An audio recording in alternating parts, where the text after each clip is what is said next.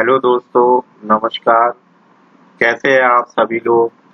मैं अंकित आप सभी लोगों का आपके चैनल अंकित टेक क्लासेस में हार्दिक स्वागत करता हूं। तो इस वीडियो में हम लोग देखेंगे किस तरीके से हम लोग डिफरेंट इवेंट्स को रिएक्ट जेएस में हैंडल कर सकते हैं और डॉम में हम जिस तरीके से इवेंट्स को हैंडल करते थे तो वो क्या डिफरेंस है हमारे पास रिएक्ट जेएस की हैंडलिंग और डॉम इवेंट्स हैंडलिंग में।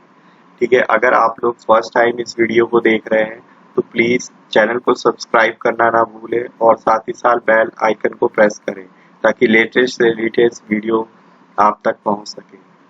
अगर आप लोगों को ये वीडियो ट्यूटोरियल सीरीज पसंद आ रही है और आप कुछ इससे लर्न कर पा रहे हैं और आपको यूनिक टॉपिक्स और डिफरेंट टिप्स आपको प्रोवाइड मिल रही है और अच्छे से आपको समझ में आ रहा है तो प्लीज वीडियो को लाइक करना ना भूलिए और अपने ग्रुप में फ्रेंड सर्कल्स में ज़्यादा से ज़्यादा शेयर कर सके ताकि वो लोग भी इस लर्निंग सीरीज का लाभ उठा सके। चलिए स्टार्ट करते हैं।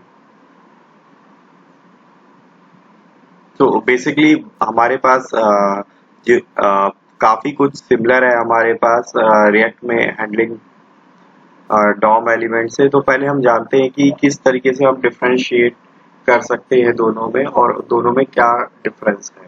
तो डिफरेंस के द्वारा हम किसी भी पर्टिकुलर लैंग्वेज को अच्छी तरीके से सीख सकते हैं।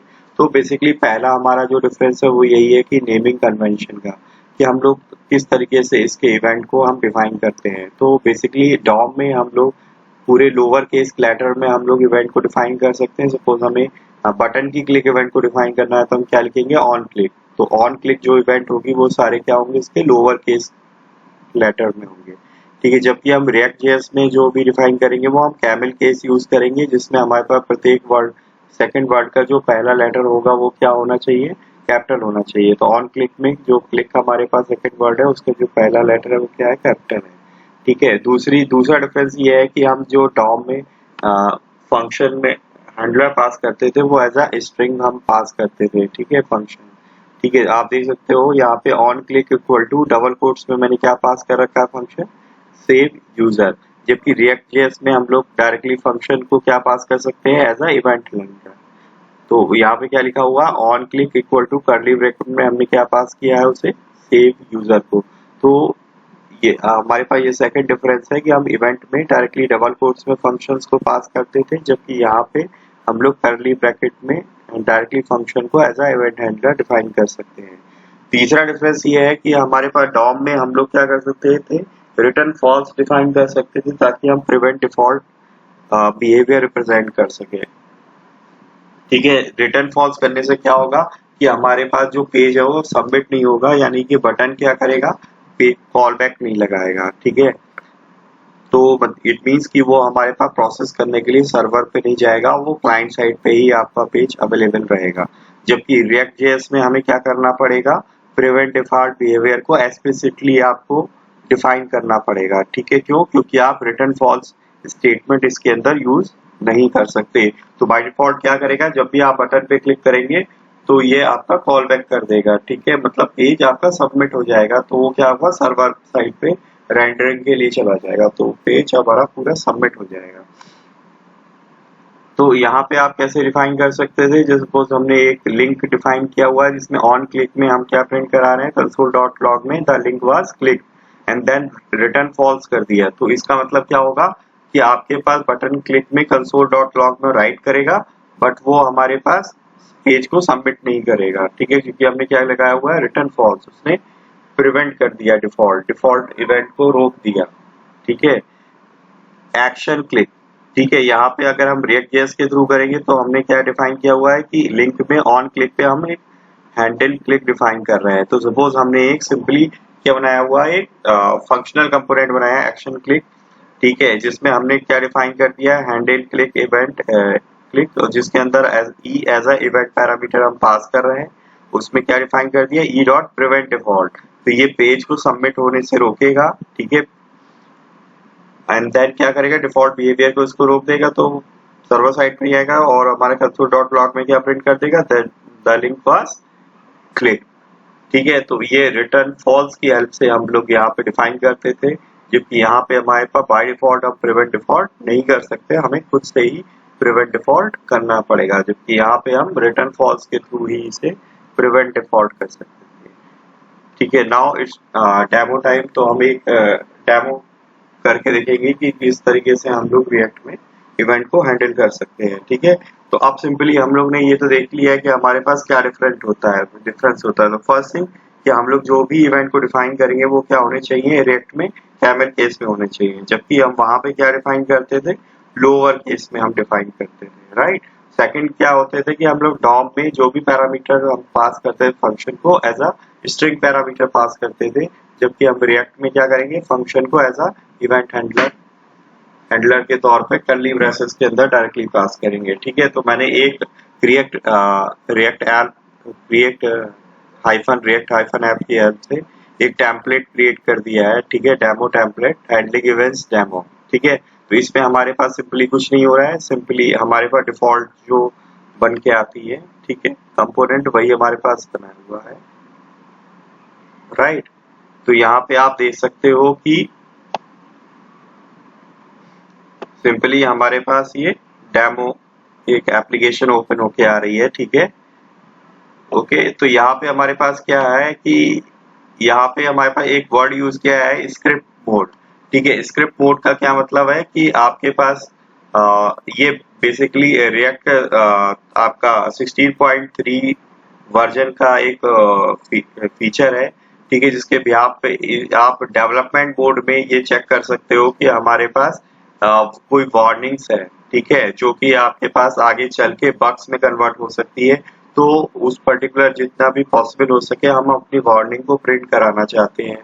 ठीक है, वार्निंग्स को शो कराना चाहते हैं, तो उसमें हम स्ट्रिक्ट मोड का यूज करेंगे। बेसिकली इसमें कनकरेंट फीचर्स, हमारे पास कनकरेंट रिएक्ट आया है, जिसमें आप कनकरेंटली जितने चाहे उतने कंपोनेंट को आप साइमल्टेनियसली रेंडर करा सकते हो। तो उस टाइम पे अगर आपको डिफरेंट डेटा को वार्निंग्स को शो करानी है, तो उसके लिए हम लोग क्या यूज करेंगे, स्ट्रिक्ट मोड का यूज करेंगे। राइट।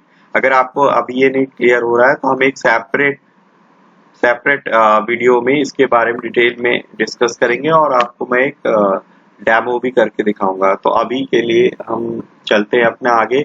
तो सिंपली मैं क्या करूंगा, इसमें एक कंपोनेंट बनाऊंगा।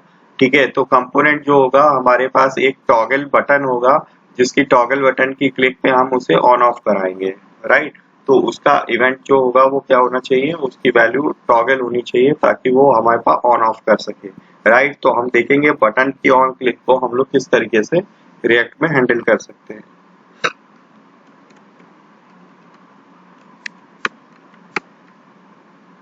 तो JSX, आप JSX भी बना सकते हो, आप TSX भी बना सकते हो। तो सबसे पहले स्टेटमेंट क्या होगा, इंपोर्ट रिएक्ट कॉमा कंपोनेंट, क्योंकि हम क्लास कंपोनेंट बनाएंगे, फ्रॉम रिएक्ट। देन हम एक क्लास डिफाइन करेंगे, सिंपल क्लास और टॉगल बटन एक्सटेंड्स, सिंपली कर दो कंपोनेंट। रिएक्ट डॉट कंपोनेंट भी कर सकते हो, बट ऑलरेडी हम कंपोनेंट को इनहेरिट कर हम लोग को इंपोर्ट करा चुके हैं, तो इसलिए डायरेक्टली हम कंपोनेंट डिफाइन कर सकते हैं। देन हम क्या डिफाइन करेंगे, क्लास कंपोनेंट है तो कंस्ट्रक्टर में हम क्या डिफाइन करेंगे, प्रॉप्स। ठीक है, अगर आप लोगों को प्रॉप्स और स्टेट क्लियर नहीं है तो मैं आपको रिकमेंडेड करूंगा कि पहले आप इस ट्यूटोरियल वीडियो सीरीज की प्रॉप्स और स्टेट वीडियो को पढ़िए, देन उसके बाद इस वीडियो को कंटिन्यू करिए। ठीक है, लिंक आपको डिस्क्रिप्शन बॉक्स में अवेलेबल है, तो वहां पे आप क्लिक करके डायरेक्टली देख सकते हैं। देन इसको आप कंटिन्यू करेंगे तो आपको ज्यादा क्लियर समझ में आएगा। देन हम क्या करेंगे, सुपर कीवर्ड से इसके जो हमारा कंपोनेंट क्लास है उसके कंस्ट्रक्टर को इनहेरिट करेंगे और उसमें हम उसको रिकॉल करेंगे, जिसमें हम एज अ प्रॉप पास करेंगे। देन यहाँ पे क्या डिफाइन करने जा रहे हैं, हम एक स्टेट डिफाइन करने जा रहे हैं। ठीक है, जिसमें हमारे पास वो बटन की इस टॉगल प्रॉपर्टी को यूज करेगा ताकि हम बटन को ऑन ऑफ कर सकें। राइट। तो बाय डिफॉल्ट प्रॉपर्टी मैं क्या कर रहा हूँ, ट्रू। तो अगर ट्रू होगा तो बटन क्या होना चाहिए, ऑन होना चाहिए, और अगर फॉल्स होगा तो बटन क्या होगा, ऑफ होना चाहिए, राइट। ओके, देन हम क्या डिफाइन करेंगे, हम एक इसमें रेंडर फंक्शन डिफाइन करेंगे जिसमें हम क्या रिटर्न करेंगे, HTML। सिंपली हम इसमें एक बटन डिफाइन करेंगे, बटन में क्या डिफाइन कर दिया, ऑन क्लिक। तो आप यहाँ पे देख सकते हैं कि जितने भी हमारे पास हैंडलर आ रहे हैं वो सारे कैमल केस में, उसमें जो सेकंड लेटर है, ठीक है, उस जो सेकंड वर्ड है उसका फर्स्ट लेटर क्या आ रहा है, capital on click capture on off click, right. Then हमने यहाँ पे क्या डिफाइन किया, ऑन क्लिक इक्वल टू, और आप कर्ली ब्रैकेट्स में क्या हैंडलर फंक्शन को एज अ हैंडलर पास करेंगे, this dot handle click,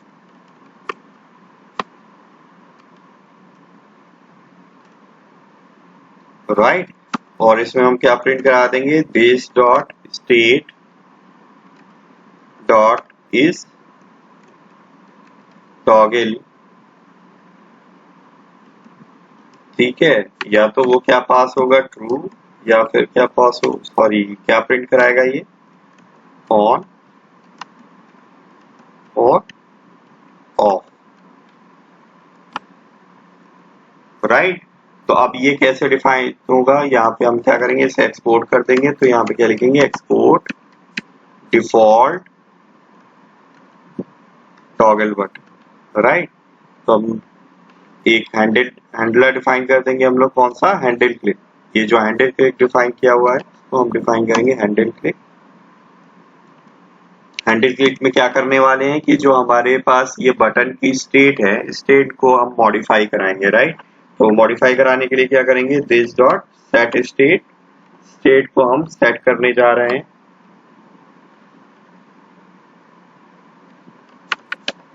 state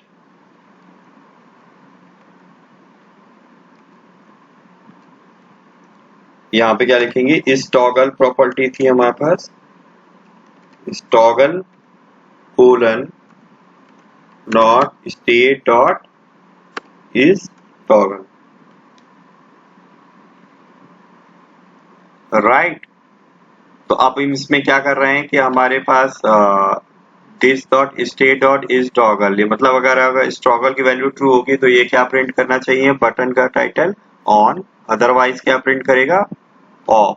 तो बाय डिफॉल्ट हमने क्या रखा है, यहाँ पे इस टॉगल ट्रू दे रखा है, इस टॉगल ट्रू होगा तो इसकी वैल्यू क्या होनी चाहिए, ऑन प्रिंट होगा। और जैसे ही हम क्लिक करेंगे, क्लिक करने पर ये क्या करेगा, हैंडेड क्लिक को कॉल करेगा यहाँ पे दिस डॉट सेट स्टेट। तो इस टॉगल की वैल्यू क्या है, स्टेट डॉट इस टॉगल। तो प्रीवियस स्टेट की वैल्यू क्या है हमारे पास, ट्रू है। तो नई क्या करेगा, ट्रू को ये फॉल्स करेगा, क्यों, क्योंकि यहाँ पे नेगेट सिंबल यूज किया हुआ है, नॉट ऑपरेटर हमने यूज किया हुआ है, तो ये ट्रू को फॉल्स कर देगा। तो नई स्टेट क्या रिटर्न करेगा, इस टॉगल को फॉल्स के साथ रिटर्न करेगा। जब ये फॉल्स के साथ आएगा तो यहाँ पे इस टॉगल से फॉल्स मिलेगा, तो यहाँ पे ये ऑफ को प्रिंट करेगा, राइट। इसको मैं सेव करा देता हूँ, देन इंडेक्स डॉट जेएस पे जाते हैं, राइट। अब इसमें क्या करेंगे हम लोग, मैं ऐप डॉट जेएस को इंपोर्ट को कमेंट कर देता हूँ, यहाँ पे लिखता हूँ import toggle button from dot slash toggle button, right.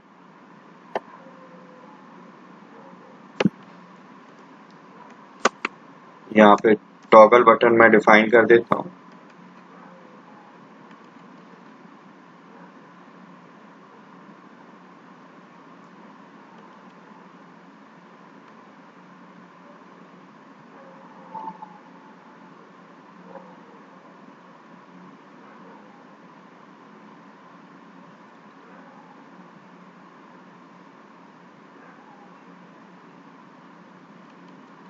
Right. अभी क्या देख रहे हो कि ये हमारे पास डायरेक्टली लिख के आ रहा है और इसमें कुछ नहीं डिफरेंस होगा, क्यों, क्योंकि यहाँ पे एरर है, handle click this dot set state dot is, ठीक है। क्या एरर है मैं आपको बताता हूँ। यहाँ पे अगर हम सिंपली यहाँ पे प्रिंट करा दें कंसोल डॉट लॉग, और ब्रैकेट में क्या डिफाइन कर दिया,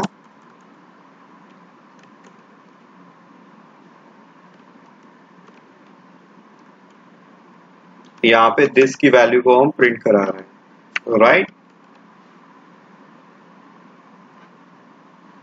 ठीक, तो देख रहे हो अभी कोई एरर नहीं है, पर हम जैसे ही क्लिक करेंगे तो इसके पास क्या आ गई, हमारे पास एरर आ गई। ठीक है, एरर क्यों आई है कि दिस इज अनडिफाइंड। ठीक है, तो जो हमारे पास दिस ऑब्जेक्ट है वो इसके अंदर क्या है, क्योंकि अनडिफाइंड है। क्यों अनडिफाइंड है? क्योंकि ये हमारे पास जो एंडल इवेंट है इसे हमने अपनी क्लास के साथ बाइंड नहीं कराया हुआ है। आज आ रही बात समझ में?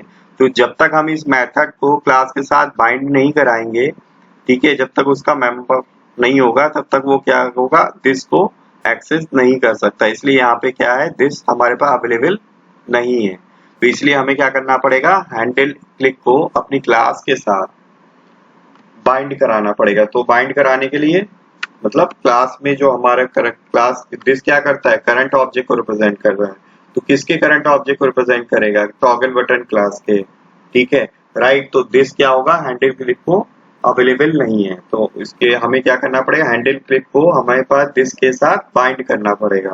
तो यहाँ क्या लिखेंगे, this dot handle click, right, dot equal to this dot handle click dot bind, right. और इसमें क्या पास कर देंगे हम लोग, दिस।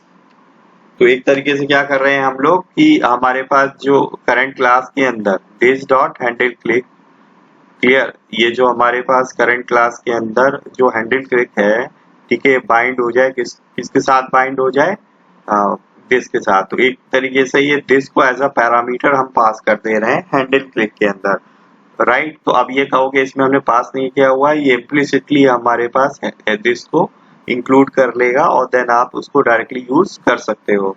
तो अगर अब हम प्रिंट कराएंगे तो ये हमारे पास क्या करेगा, ठीक है, दिस ऑब्जेक्ट को क्या डिफाइन कर रहा है, दिस इज ऑब्जेक्ट।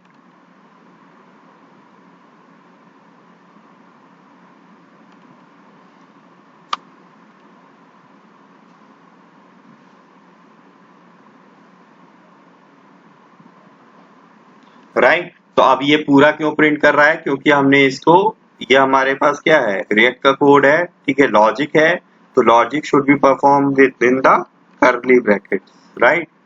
तो अब यहाँ पे हमारे पास क्या आ रहा है, ऑन के आ रहा है, क्यों, क्योंकि कंस्ट्रक्टर में जब हमने दिस डॉट स्टेट में इस टॉगल की वैल्यू डिफाइन की हुई है ट्रू, तो फर्स्ट टाइम रेंडर करेगा तो दिस डॉट स्टेट डॉट इस टॉगल और उसकी वैल्यू ट्रू है, तो यहाँ पे क्या प्रिंट कर दिया उसने, ऑन प्रिंट कर दिया, राइट। जैसे ही हम क्लिक करेंगे तो क्लिक करने पे क्या होगा, क्लिक करने पे ये हैंडल क्लिक को कॉल करेगा, हैंडल क्लिक में आएगा, राइट। तो यहाँ पे सेट स्टेट क्या करेगा, प्रीवियस स्टेट क्या थी इस टॉगल की, हमारे पास ट्रू थी, तो ये नॉट ऑपरेटर क्या करेगा, उसे फॉल्स करेगा और ये नई वैल्यू कहाँ डाल देगा, इस टॉगल में रिटर्न करके नई स्टेट को रिटर्न कर देगा। तो अब यहाँ पे फिर से रेंडर करेगा वो, ठीक है, वो देखेगा कि हमारे पास स्टेट चेंज हो गई है, तो फिर से रेंडर करेगा बटन को, तो बटन को क्या करेगा, स्टेट डॉट इस टॉगल की वैल्यू कितनी होगी, फॉल्स, तो वो क्या प्रिंट कर देगा, टाइटल ऑफ कर देगा, राइट।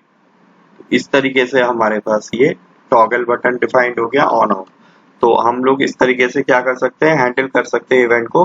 बट आपको ये ध्यान रखना है कि अगर आपने as a normal handle method define किया हुआ है तो आपको इसको दिस के साथ बाइंड करना पड़ेगा, देन आप इंटरनली फिर दिस कीवर्ड को इस मेथड के अंदर यूज कर पाओगे, राइट।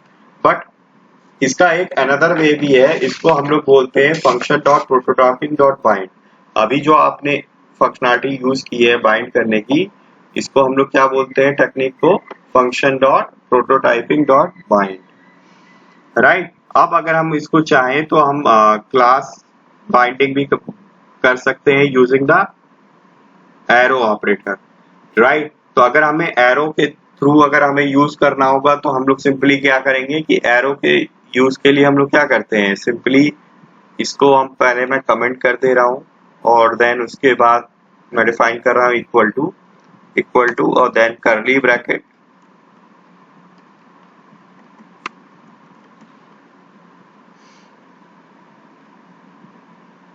ठीक है। अब इसमें हम क्या प्रिंट कराने जा रहा हूँ, कंसोल डॉट लॉग दिस, और बाकी सारा कुछ हमारे पास क्या है, एज इट इज ही है, ठीक। तो अब ये क्या होना चाहिए, हमारे पास यहाँ पे अवेलेबल होना चाहिए, राइट, दिस। जब अभी हमने क्या किया, वो बाइंड नहीं कराया हूँ, तो देखिए एज एक्सपेक्टेड ठीक है, यहाँ पे हमारे पास दिस को भी प्रिंट कर रहा है कि एक ऑब्जेक्ट है, और यहाँ पे हमारे पास वैल्यू भी ऑन ऑफ कर रहा है क्लिक करने पे, राइट। तो हमारे पास क्या है, ये चूंकि हमारे पास क्या है, एक एरो फंक्शन है, एरो फंक्शन हमारे पास एज अ हैंडलर हमारे पास यूज हो रहा है, तो डायरेक्टली दिस क्या होता है हमारे पास, ये इंश्योर करता है कि हमारे पास जो दिस है वो हमारे पास बाइंड है पर्टिकुलर फंक्शन के साथ, राइट। तो इसको हम लोग क्या करेंगे कि हम एरो ऑपरेटर का यूज करके अगर हम राइट करेंगे हैंडलर को अपने, तो दिस क्या होगा, ऑटोमेटिकली इसके साथ बाइंड हो जाएगा, तो आपको ये फंक्शन प्रोटोटाइपिंग को यूज नहीं करना पड़ेगा बाइंड करने के लिए इस स्टेटमेंट, राइट। अब दूसरी चीज आप ये देख रहे हो कि यहाँ पे मैंने प्रॉप्स का यूज किया हुआ है, और इस प्रॉप्स को मैंने यूज नहीं किया हुआ है, राइट। तो और दूसरी चीज, जब आप रिफ्रेश कर रहे हो तो बाय डिफॉल्ट इसकी वैल्यू ऑन आ रही है। मैं ये नहीं कह रहा कि इसकी डिफॉल्ट वैल्यू भी हम यूजर से इनपुट कराना चाहते हैं, ठीक है, कि बाय डिफॉल्ट जब हमारे पास कंपोनेंट रेंडर होगा तो बटन का रेंडर होगा तो बटन की वैल्यू क्या होनी चाहिए, तो यूजर करेगा, तो यूजर में हम एज अ प्रॉप्स के थ्रू हम उसे एंटर करवाएंगे from the parent component, sorry, इस टॉगल, और यहाँ पे क्या डिफाइन कर दिया मैंने, फॉल्स, राइट। अब मैंने यहाँ पे फॉल्स तो कर दिया, ठीक। तो अभी ये क्या करेगा, रिसीव नहीं किया इसने, राइट, क्योंकि मैंने इस टॉगल की वैल्यू जो है ना सेट नहीं कराई हुई, तो इस टॉगल की वैल्यू क्या डिफॉल्ट करा दूंगा, प्रॉप्स डॉट इस टॉगल। आप चाहें तो इस पर्टिकुलर प्रॉप्स का जो नाम है वो डिफरेंट भी रख सकते हैं। तो अब हमारे पास डिफॉल्ट वैल्यू क्या होगी, जो मैंने यहाँ से फॉल्स सेट की हुई है, तो पेज पे जब रेंडर करेगा तो फॉल्स हो जाएगी, तो फॉल्स होगी, उस केस में क्या प्रिंट किया है बाय डिफॉल्ट, ऑफ। फिर हमारे पास क्लिक किया तो ऑन, दोबारा क्लिक किया तो ऑफ, तो फिर ये बात डिफॉल्ट हमारे पास ऑफ आएगी, और बाद में क्लिक करने पे वो क्या होगा, ट्रू होगी, ट्रू, फिर क्लिक करोगे तो फॉल्स हो जाएगी, तो वो अल्टरनेट हमारे पास चेंज होती रहेगी, राइट।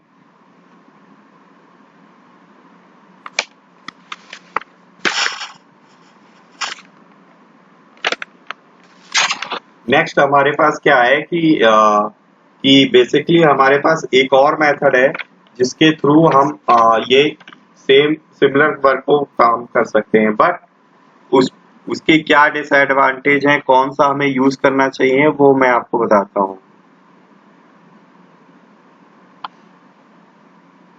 ठीक है। तो इसको मैं क्या करता हूँ, वापस करता हूँ कि वापस जैसे हमने एक नॉर्मल मेथड बनाया हुआ था, इसको मैं नॉर्मल मेथड बना देता हूँ, ठीक है, एरो फंक्शन का यूज नहीं करता हूँ, राइट। तो अब ये क्या दिखाएगा, अब ये वापस से क्या एरर दिखाएगा यहाँ पे, ठीक है, हम क्लिक करेंगे तो इसने क्या दे दिया, एरर दे दिया इसने, राइट। क्यों, क्योंकि इसे दिस मिलना बंद हो गया, ठीक है, हमने इसमें function dot prototype dot bind का यूज नहीं किया हुआ।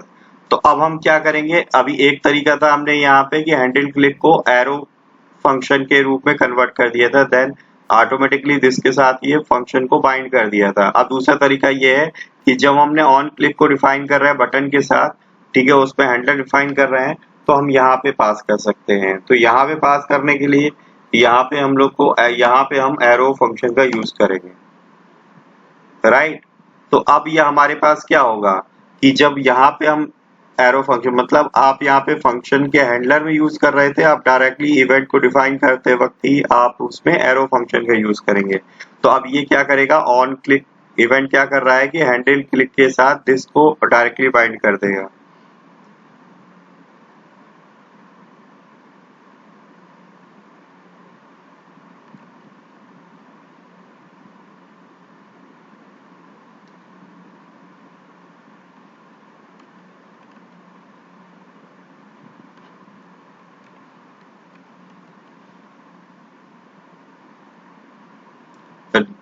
ठीक है, परफेक्टली फाइन कर रहा है। तो इसमें हमें क्या करना पड़ेगा, एज अ फंक्शन हमने इसे कॉल कर लिया, राइट। एंड यहाँ पे मैंने एक हैंडलर डिफाइन कर दिया, यानी आप कह सकते हो कि यहीं पे मैंने एक हैंडलर डिफाइन किया हुआ है जिसमें हम एक दूसरे फंक्शन को कॉल कर दे रहे हैं हैंडल क्लिक पे। यहाँ पे क्या कर रहे थे कि यहाँ पे हमने ऑन क्लिक को पहले डायरेक्टली एक हैंडलर दे रखा था, हैंडल क्लिक वो कॉल करता था, और वहां पे हमने एरो फंक्शन लगा के एक दूसरा हैंडलर डिफाइन कर दिया था, ठीक है, तो दिस बाइंड हो गया था। यहाँ पे क्या कर रहे हैं, यहाँ पे हम ऑन क्लिक डायरेक्टली एक हैंडलर को कॉल कर रहा है और हैंडलर क्या कर रहा है, एक दूसरे फंक्शन को कॉल कर रहा है। तो ये हैंडलर के साथ क्या होगा, दिस ऑटोमेटिकली बाइंड हो जाता है, ठीक है, एरो फंक्शन में, ठीक है। तो हमारे पास ये हैंडल क्लिक में क्या होगा, दिस अवेलेबल हो जाएगा क्योंकि हम हैंडलर के थ्रू पास कर रहे हैं, राइट। तो ये हमारे पास आप देख रहे हो कि एज एक्सपेक्टेड ये वर्क कर रहा है। डिफॉल्ट वैल्यू हमारे पास क्या है, फॉल्स ही है क्योंकि हम प्रॉप्स का यूज कर रहे हैं। तो अब ये हम देखते हैं कि हमारे पास ये दो चीज का यूज रहा कि हम डायरेक्टली क्लास स्मार्ट में एरो फंक्शन का हम यूज कर रहे हैं या फिर हम ये प्रोटोटाइप डॉट बाइंड का यूज कर रहे हैं, तो फंक्शन डॉट प्रोटोटाइप बाइंड का। इस वाले टेक्निक में क्या हमारे पास ड्रॉबैक ये है कि ये हमारे पास क्या होगा, बटन पे जितनी बार भी क्लिक करेंगे इसकी स्टेट को चेंज करेगा, तो हर बार ये क्या करेगा, जब रेंडर कराएगा तो बटन की नई स्टेट के लिए हर बार रेंडरिंग पे एक नया हैंडलर क्रिएट करेगा। तो जब हर बार रेंडरिंग पे एक नया हर बार बटन जब रेंडर होगा तो उसके बाद क्या होगा, हर रेंडरिंग पे एक नया हैंडलर क्रिएट होगा। तो नया हैंडलर क्रिएट होगा मतलब आपकी क्या होगी, परफॉर्मेंस क्या होगी, डाउन होती जाएगी, ठीक है। तो परफॉर्मेंस प्रॉब्लम आएगी क्योंकि बार बार रेंडरिंग पे एक नया आप हैंडलर क्रिएट कर रहे हो, ठीक है। तो इस तरीके की प्रॉब्लम बाइंडिंग को रोकने के लिए हम लोग जो है इस ठीक है हैंडलर मतलब डायरेक्टली इवेंट में डिफाइन ना करें तो ज्यादा अच्छा है, राइट, परफॉर्मेंस के बेस पे। तो हमेशा बाइंडिंग ध्यान रखिए कि हम लोग कहाँ पे करेंगे, हम लोग कंस्ट्रक्टर में डिफाइन करेंगे। तो कंस्ट्रक्टर के थ्रू ये हमारे पास क्या है, कंस्ट्रक्टर के थ्रू हमने जो ये किया हुआ है function dot prototype binding, this is called constructor binding, ठीक है। बट अगर हम लोग यहाँ पे डिफाइन करते हैं using arrow operator, that is class binding, ठीक है। तो मैं आपको रिकमेंडेड करूंगा कि इसमें जो हम यूज करेंगे वो क्या यूज करेंगे, क्लास बाइंडिंग यूज करेंगे,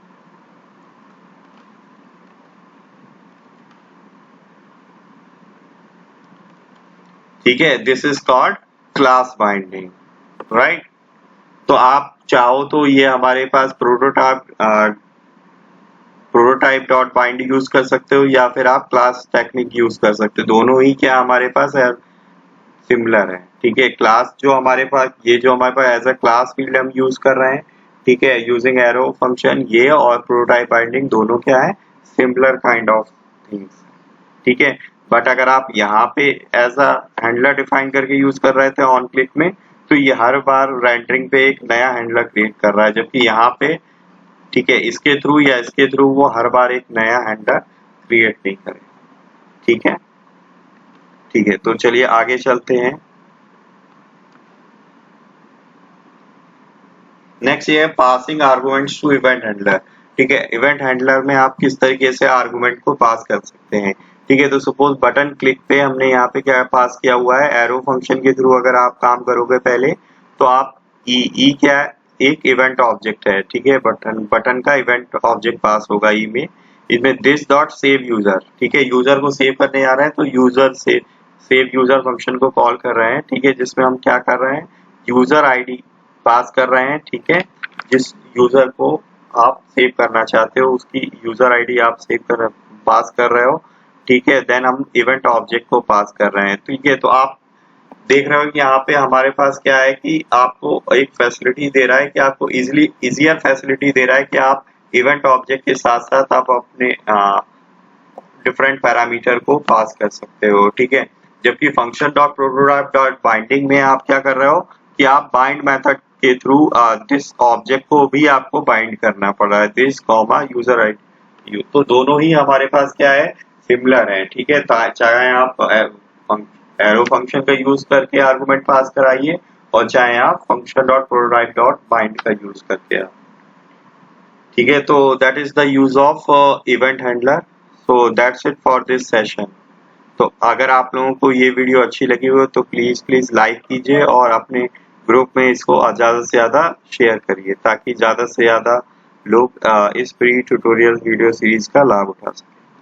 so that's it from this video. Thank you very much. जय हिंद, जय भारत, वंदे मातरम।